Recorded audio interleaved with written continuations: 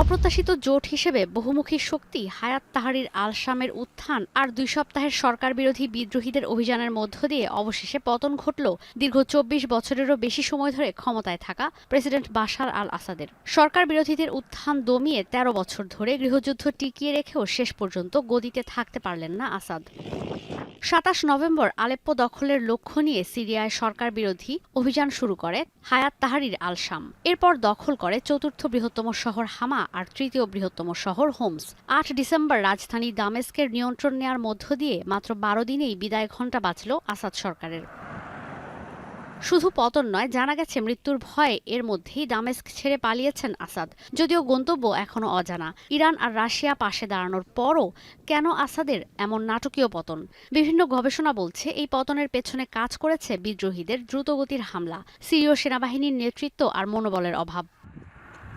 ২০১৪ সালে সিরিয়ায় বিদ্রোহীদের উত্থানের পর ইরান আর রাশিয়ার হস্তক্ষেপের পর থেকে বলা হচ্ছিল সিরিয়ার সেনাবাহিনী সঠিক নেতৃত্ব পাচ্ছে না। তারা বেসামরিক মানুষের কাছ থেকে ঘুষ আদায়ে ব্যস্ত ছিল। তাই বিদ্রোহীদের সঙ্গে যুদ্ধ হচ্ছিল ইরান সমর্থিত বিভিন্ন গোষ্ঠীর, যেখানে মদদ দিচ্ছিল রাশিয়া। রাশিয়ার সহযোগিতা বন্ধের পর ইরানের সশস্ত্র যোদ্ধারা আর টিকে থাকতে পারেনি।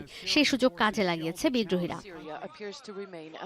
মধ্যপ্রাচ্যের সংঘাত আর রাশিয়া ইউক্রেন যুদ্ধের কারণে সিরিয়ার সেনাবাহিনীকে এবার খুব একটা সমর্থন দিতে পারেনি ইরান বা রাশিয়া। এছাড়াও বিদ্রোহীদের তুরস্ক সরাসরি সহযোগিতা না করলেও তাদের পরোক্ষ সমর্থন ছিল উল্লেখযোগ্য।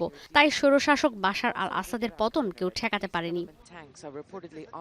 সংবাদ মাধ্যম রয়টার্সের বিশ্লেষণ বলছে, গৃহযুদ্ধের সময় থেকে ইরান আর রাশিয়ার সহযোগিতায় বিদ্রোহীদের সঙ্গে যুদ্ধে জড়ালেও তাদের শেষ করতে পারেনি আসাদ, যে কারণে নিজেই পড়ে গেছেন কোণঠাসা অবস্থায়। এই সংঘাতের নেপথ্যেও রয়েছে ইতিহাস।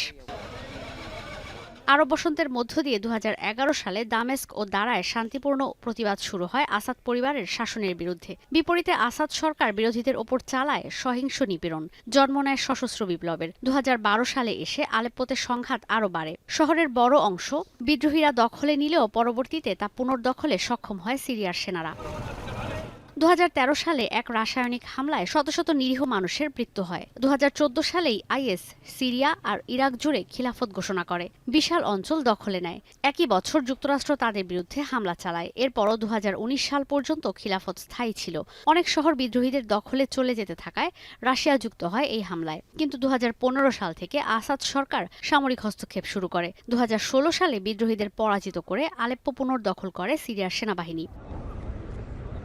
২০১৭ সালে এই সংঘাতে জড়িয়ে পড়ে যুক্তরাষ্ট্র। ২০১৯ সালে সিরিয়াতে সেনা মোতায়েন করে রাখার সিদ্ধান্ত নেয় ওয়াশিংটন। গেল ৪ বছরে যে সংঘাত স্থিতিশীল অবস্থায় পৌঁছানোর পর গেল সপ্তাহে ইদলিব থেকে হঠাৎ সশস্ত্র গোষ্ঠীরা অভিযান শুরু করে। এরপর একের পর এক শহর দখলের মধ্য দিয়ে সবশেষ রাজধানী দামেস্কের নিয়ন্ত্রণ নিলে দেশ ছেড়ে পালাতে বাধ্য হন স্বৈরশাসক বাশার আল আসাদ। ঈশিতা ব্রহ্ম, এখন বিশ্ব। সানবিট সব দিবে সামাল। সানবিট ম্যাজিক প্রেস ডিশওয়াশিং এর মাথা ঘোরানো সলিউশন।